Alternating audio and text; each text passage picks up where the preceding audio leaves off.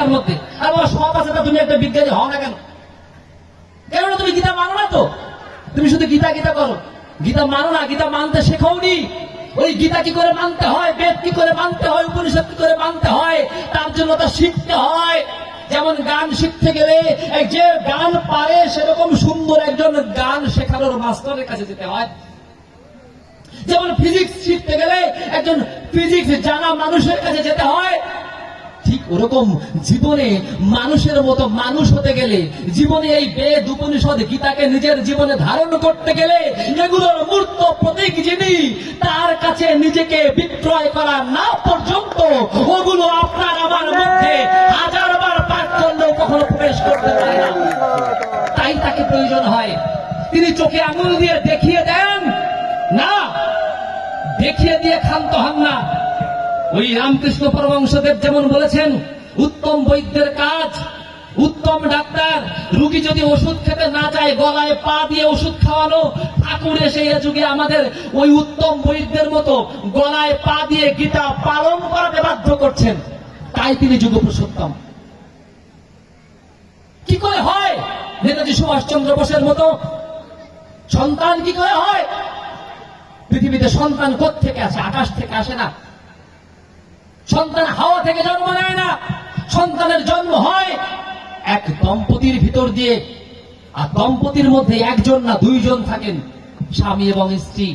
এই স্বামী এবং স্ত্রীর এই দুজনের মধ্যে সম্পর্ক যতটা মধুর হয়, সম্পর্ক যতটা পবিত্র হয়, সম্পর্ক যতটা সুন্দর হয়, ঠিক তত সুন্দর, পবিত্র এবং মধুর সন্তান পৃথিবীতে জন্মগ্রহণ করে। আপনি স্বামী স্ত্রী বিয়ে করেছেন, দিনরাত গন্ডগোল করবেন, আর আপনি আশা করবেন আপনার সন্তান খুব সুন্দর হবে।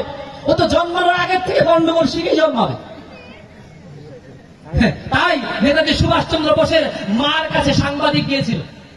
আমরা জানি সুভাষ বোসের দাদাও ছিলেন বিপ্লবী। এই নেতাজি সুভাষচন্দ্রের মার কাছে যখন সাংবাদিক গিয়ে বলছে, মা আপনি আপনি দেশ বরেণ্য মা, এই দেশের জন্য যারা প্রাণ দিয়ে যাচ্ছে, এই দেশকে যারা গঠন করছে, এই দেশের স্বাধীনতার জন্য যারা কাজ করছে, আপনি এমন সন্তান জন্মেছেন। আপনি যদি একটু সুন্দর করে বলতেন কেমন সম্পর্ক ছিল আপনাদের মধ্যে, আপনার আর বাবুর মধ্যে কি সম্পর্ক এমন যে আপনারা এমন সুসন্তান জন্ম দিলেন। প্রভাবতী দেবী বলছেন কি, তা তো জানি না বাবা, তবে এটুকু বলতে পারি, বিয়ের পর তোমাদের বাবুর সাথে কোনদিন কোনো কারণে আমার একটা কথার অমিল হয়নি, কোনো কারণে না। তার মানে কত সহজ ব্যাপার। এই সহজ ব্যাপারটাকে ঠাকুর যখন আরো সহজ করে ধরিয়ে দিচ্ছেন যে স্বামীর প্রতি টান যেমনই, ছেলেও জীবন পায় তেমনই। অভ্যাস ব্যবহার যেমন করো, সন্তানও পাবে তেমন করো। আচ্ছা বলুন তো, এই বাণীটা সৎসঙ্গীতের জন্য? এ বাণী মানার জন্য আপনার দীক্ষা নেওয়া লাগবে না।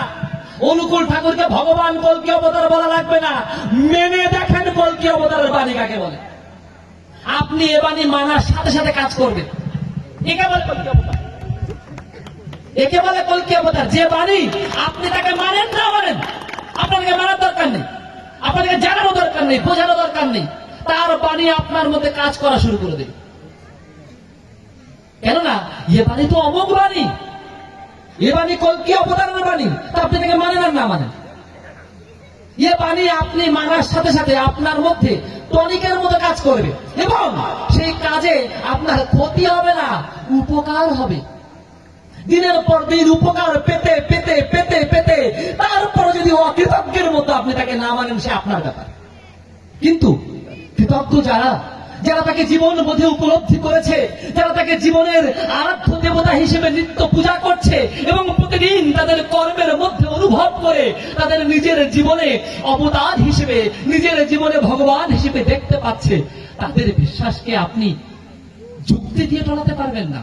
কেননা ও বিশ্বাস তাদের অন্তর থেকে আসছে। ঠিক যেমন ওই দাপরের যুগে, ওই দাপর যুগে যখন আমার আমার আমার সেই গৌর সুন্দরের পূর্ববর্তী রূপ বংশীধারী শ্রীকৃষ্ণ যখন এসেছিলেন, কজন তাকে বিশ্বাস করেছিল? ওই ভীষ্ম, ওই দ্রোণ, ওই কর্ণ, কেউ তাকে মেনেছিল? কেউ মানেনি। তাতে কি আমার ভগবান ভগবান হননি? আমার গৌর সুন্দর যখন নদীয়ার বাটে বাটে প্রেম বিতরণ করেছে, কজন তাকে স্বীকার করেছে? কজন?